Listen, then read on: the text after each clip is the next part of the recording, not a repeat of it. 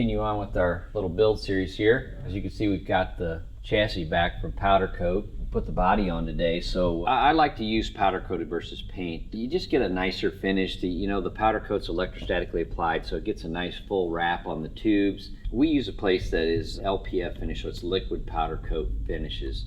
And that's different than a dry powder because it actually goes on like a paint, so it gives you a lot thinner coating. It doesn't get that real thick buildup like a dry powder does. It's an excellent process, and it gets in every little corner and crack that you can imagine, so there's no dry spots on this chassis at all. You can grab any of these tubes and run your hand underneath, inside, outside. Even in this little corner right here, it's fully coated. It's not dry in there with a bunch of overspraying crap. So it's a really nice process, and it's very durable, easy to touch up. We've got paint pre-mixed in cans that match this color, so it's very easy to touch up. So while this was out at the powder coaters, the body has to be prepped for the installation once it gets back, and that really just involves going around and sanding all the edges, cleaning up the holes you drilled around the windows, prepping all the spots where it's going to be bonded to the chassis, and pre-painting the inside of the body. So we use like a satin black paint to do the interior of the body panels with, so when we put it back on, it's got a nice consistent finish. So once that's all done, when the chassis comes back, we're going to install the body before we send it off to paint. So this process started today, and we've got the roof and quarters on it, and we've got the tubs in it, because I like to bond the tubs to the quarter panels, so if you can see that they're installed in there too. So as we build this, we talked about some of the pads off the chassis that hold the body. So we do a two-step process to put the body back on. We're going to use a structural two-part epoxy to bond the mounting plate or the body mounting pad to the actual carbon part of the body. So we're going to apply that two-part structural adhesive. We have that in several different styles. We have a 5-minute, a 15-minute, and a 45-minute cure time. On something like this, we're going to use a 15-minute cure time, give you a little bit more time to get it in position. If you want to be safe, you can use the 45-minute.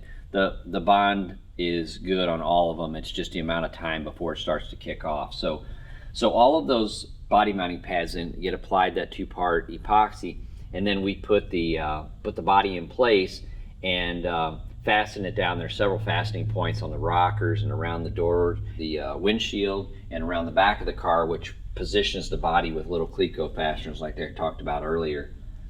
We'll use some small weighted bags to put pressure on those pads while that epoxy is curing, while it's kicking off. Now, it doesn't fully cure for 24 hours, but in 15 minutes it's cured enough that you can move on to the next step, which is adding the carbon reinforcement to that on top of the pad. So when I say on top, it's actually the bottom side when the car's right side up.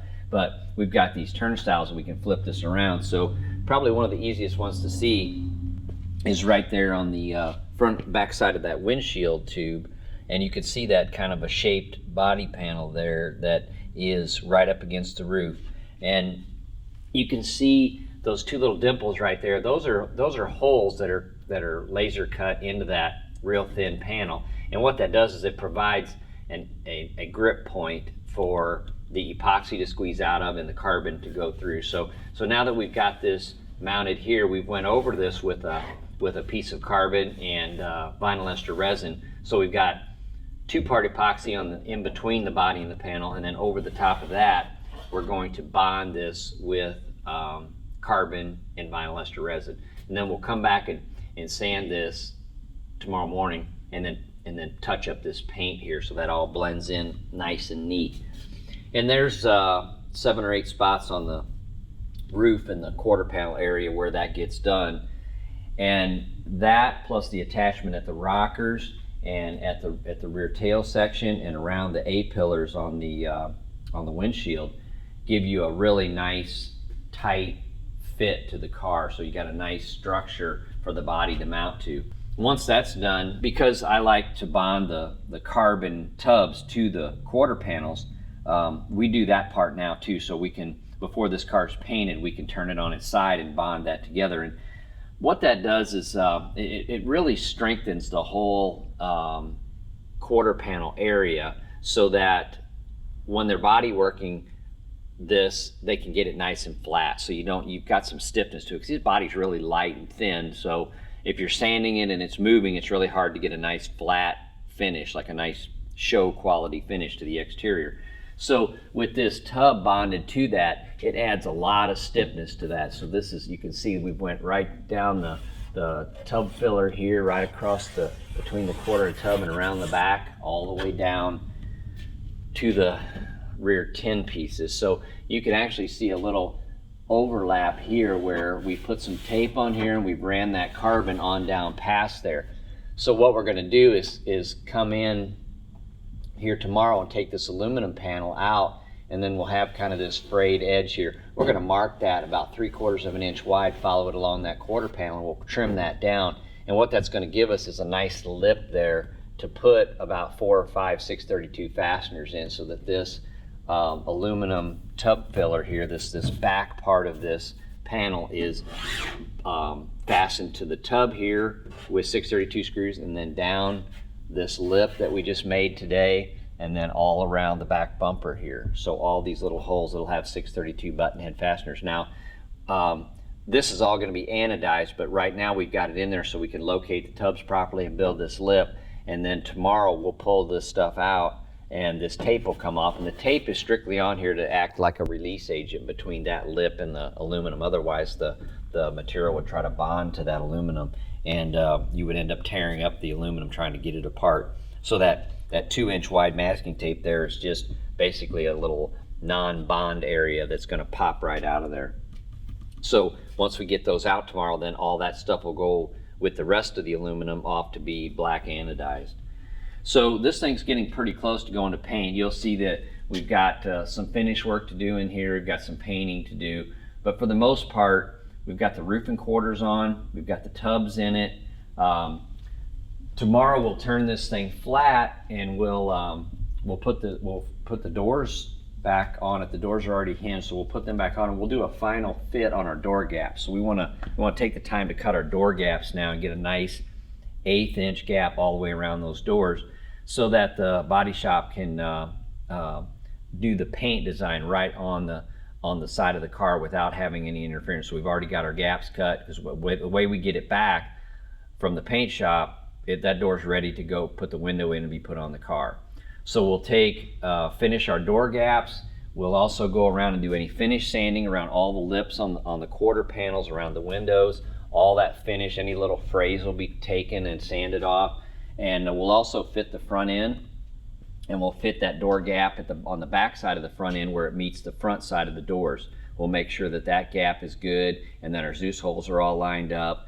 And we'll go over this body really well, and any little small 1/8 inch holes that we might have put in the body to use for mounting or to locate the body when we had it on the table, we'll fill those on both sides. We'll fill outside and inside. We'll grind those out and fill those holes so that the body shop doesn't have to do any of that work. So the gel coat finish on these things is paint ready, so all they'll have to do is just scuff it, fill the seam lines, and then put a coat of primer and sealer on it.